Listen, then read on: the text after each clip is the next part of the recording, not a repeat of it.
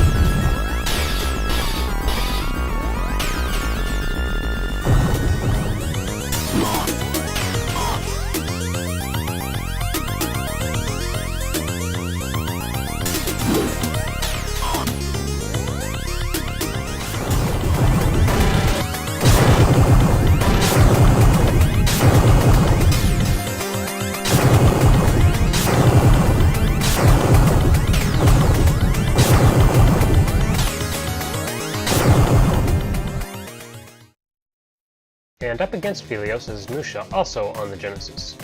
And right from the title screen, Lucia hits you right in the face with an awesome soundtrack. It's a prime example of what happens when a developer learned how to properly use the Genesis's YM2612 sound chip. The music throughout the game is no different, plenty of depth and good use of stereo separation. The sound effects are varied and fit well, nothing is annoying or overbearing. And the visuals of the intro are spectacular, which looks like it was almost ripped right from an anime. The in-game graphics are pretty good. The character sprites are well sized and they don't recycle enemies with palette swaps. Lucia makes good use of color and nothing blends into the background. The backgrounds are also nice and never boring. They make good use of parallax scrolling, like in level 3 where the bottom falls out and you're flying over a large canyon. Very good level design and overall pretty good graphics. The controls of Lucia are tight and responsive, and your mech moves at a decent speed. The hitboxes and hit detection are never sloppy, so if you die, it's on you. While some of the levels are a little longer than the typical shooter, there aren't a ton of them. But there are a ton of enemies in Lucia, and sometimes it seems like they're all on the screen at once. This isn't really a bullet hell shooter, but at times you might think it's an enemy hell shooter.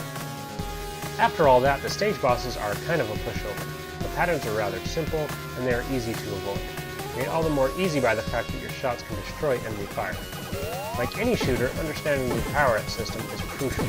There are no screen-clearing attacks or bombs, but you have a secondary fire, and you can also change how your options function on the fly.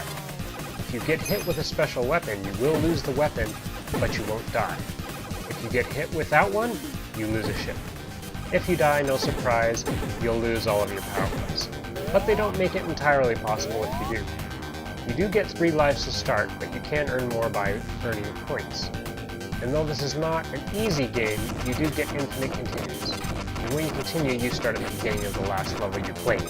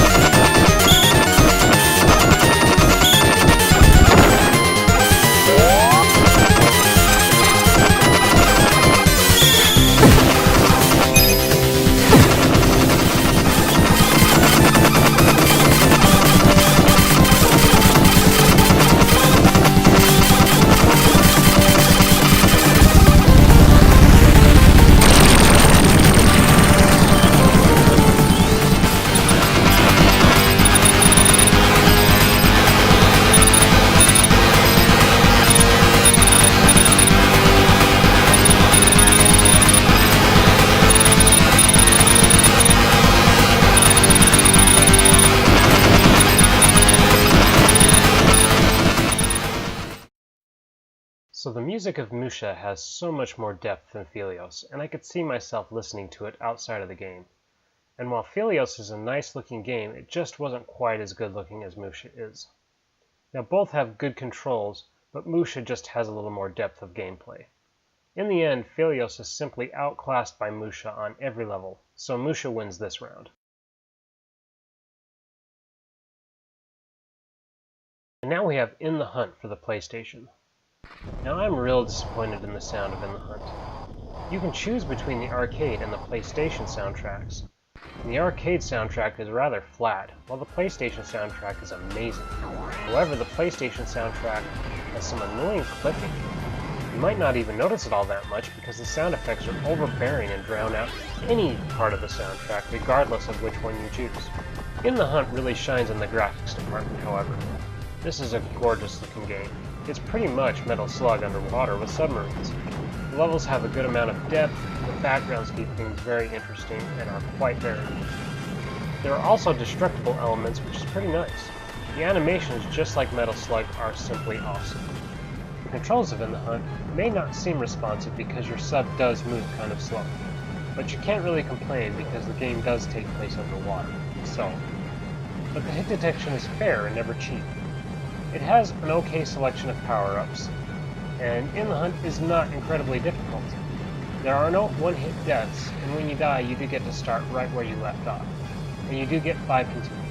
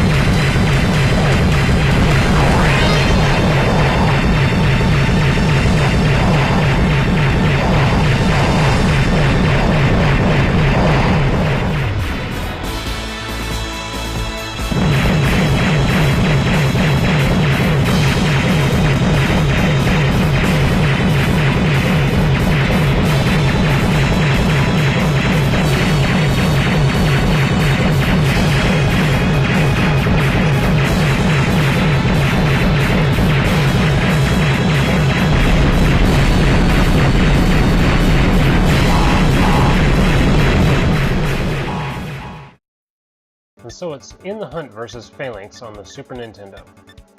You're greeted right off the bat with some typical sounding SNES music. Once you get into the game, the music is pretty good. It certainly fits the game and the genre. The sound effects are well done and aren't annoying or obtrusive. While this isn't the best looking shooter, it's still a pretty good looking game. The levels have a lot going on and vary quite a bit. The backgrounds look great, and they even have some decent use of parallax scrolling. Character sprites look great, and there really isn't any palette swapping going on. Animations are smooth and look good.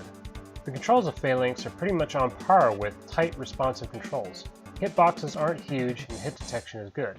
However, there are times when you're not sure if you're damaging enemies or not. You can tailor your speed on the fly for each situation, and I really like that. I never cared much for speed power-ups. There are a variety of power-ups and weapons which you have the ability to switch between, and you do have a secondary attack. So if you have a weapon in reserve, when you lose a ship, you have the ability to keep it. When you do die and you're left with a pea shooter, enemies become bullet sponges. However, this doesn't make it impossible, as you just have to adjust your strategy from killing enemies to simply avoiding being hit. The final bosses don't put up much of a fight in comparison to the rest of the levels. Patterns are simple, and what shots they do fire aren't too difficult to avoid. You can get hit 3 times before losing a ship, and you can find power-ups to get some back. You start with 4 ships and earn more by gaining points. Phalanx can also be accessible to pretty much anyone, depending on what difficulty you set it to.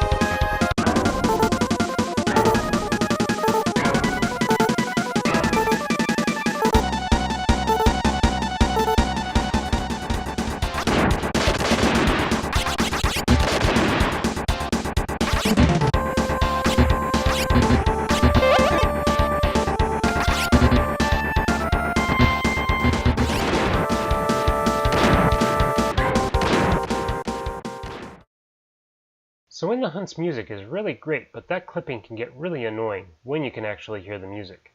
Phalanx has a good soundtrack, which you can hear all the time and it doesn't have any issues. In the Hunt is a very good-looking game, and it's really hard for a Super Nintendo game to beat out a well-done 2D sprite-based game on the PlayStation. However, Phalanx just has more depth in the gameplay department. Because of its music and gameplay, Phalanx wins this round.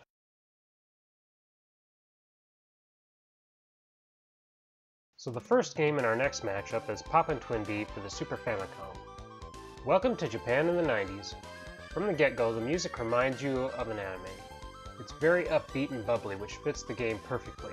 It paces the levels well, and the sound effects are nice and never obtrusive or annoying. Poppin Twin B's art style is adorable, being a cute 'em up. The levels are very colorful and quite detailed. They also make good use of scrolling. It really is a beautiful game. It has many unique enemies and character models look great. It's also like watching an anime with the intermissions in between levels. As has been a theme, the controls are responsive and tight. You never feel cheated when you get hit. Your ship does start out rather slow, but there are power-ups to increase your speed. Hit detection is good and the hitboxes are fair. There are a lot of different power-ups and the power-up system is rather unique. It, like many other games, is the key to doing well. Some enemies are in the air and some are on the ground. You can throw bombs for the enemies on the ground, which make for an interesting dynamic. You have a good-sized life bar, which I prefer, and you have the chance to gain more health by destroying ground enemies. There's a decent variety of weapons and a nice special attack. When you die, you lose your power-ups, and you have no extra lives. Once the life bar is empty, you have to use continue. But you have a decent amount of continues, but you will start back at the beginning of the level. Most enemies aren't bullet sponges, and powering up isn't too hard, making this a relatively accessible shooter.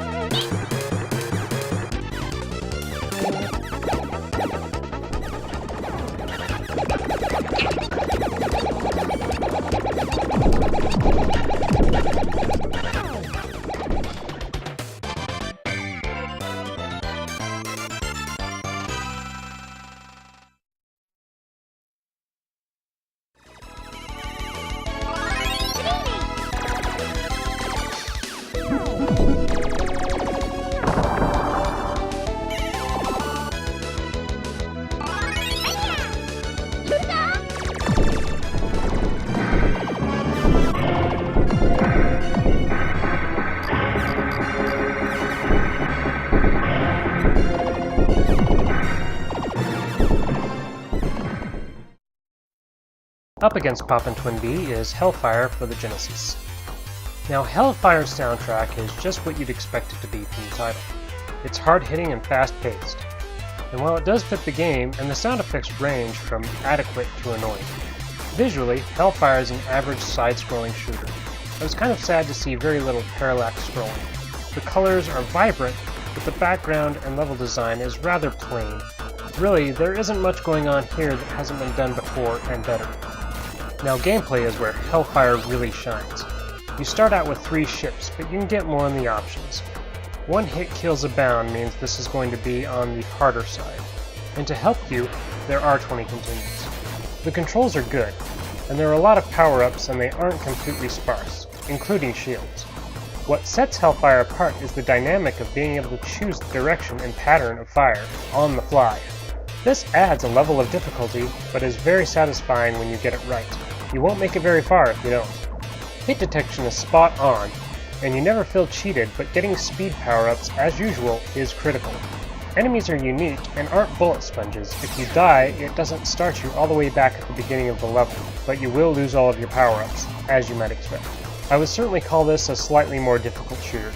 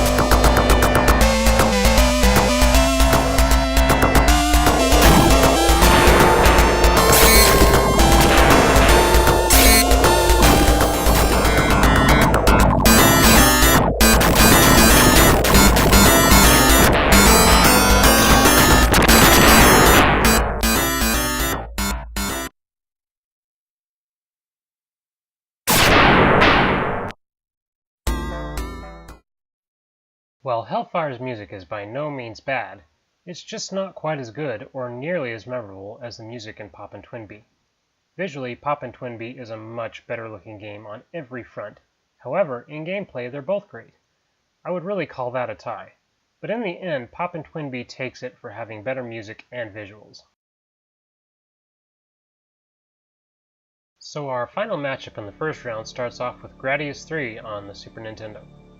Now, Gradius 3's music is pretty good, definitely memorable, fast-paced with a good beat. It fits the game perfectly, and the sound effects are good, nothing annoying or overbearing. While Gradius 3 is not a bad-looking game, it's nothing to write home about. If I'm being honest, it's rather generic-looking, and it gets left behind with so many visually stunning games in the genre.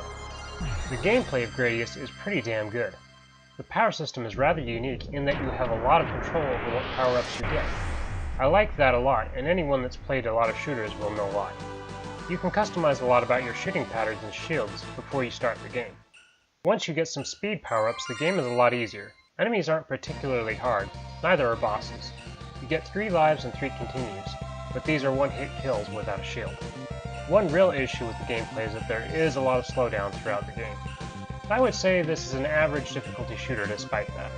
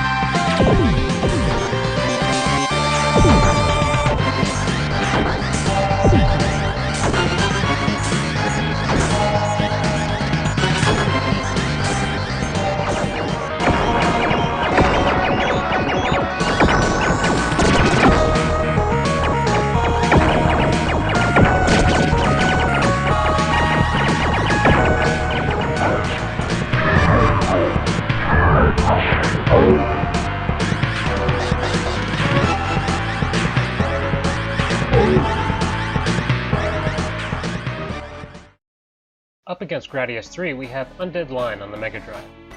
We have yet another one from Japan here, and the music in Undead Line is really good. It varies greatly from level to level, suiting the mood perfectly for each one. I love the excellent use of stereo separation here. The soundtrack has a lot of depth. The sound effects aren't quite as good, some can be rather generic, but aren't annoying. Visually, Undead Line isn't incredibly impressive. The level design doesn't have a ton going on, but they look good. Your character model is somewhat plain, but the enemies look great and the animations look good too. I found the gameplay to be a mixed bag. The controls are responsive, but your character starts out rather slow. But there are speed power-ups. This wouldn't be bad if the power-up system were better. It kind of works like Poppin Twin B, but not as good. Trying to get the power-ups you want can be difficult and result in your death. Hitboxes and detection are on par, and you can take 3 hits before losing a life, though there aren't a lot of continues. There are a lot of enemies, and unless you master the power-up system and using your shield, this will be a very hard game for you. Also, at the end of each level, you can level up, adding some RPG elements. The enemies aren't terribly hard and the bosses provide a fair amount of difficulty, making this one of the more difficult shooters.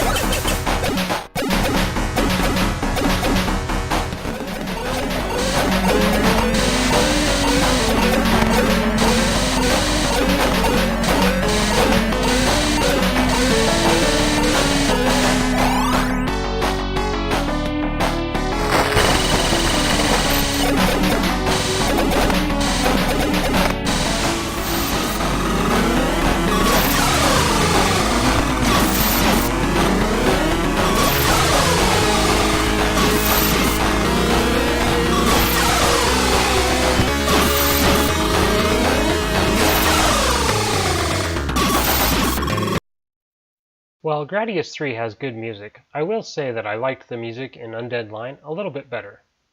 The visuals in either game aren't spectacular, but Undead Line is a bit better. I do prefer the gameplay of Gradius 3 over Undead Line simply because of the great power-up system. In the end, I have to give it to Undead Line being the better looking and better sounding game. That doesn't have the slowdown issues that Gradius 3 does. I also did have a little bit more fun playing Undead Line. And with that, we have our first 4 winners in the first round of this matchup. Stay tuned for the second round, which should happen sometime at the beginning of January. So have a Merry Christmas, everyone, and go play some shooters.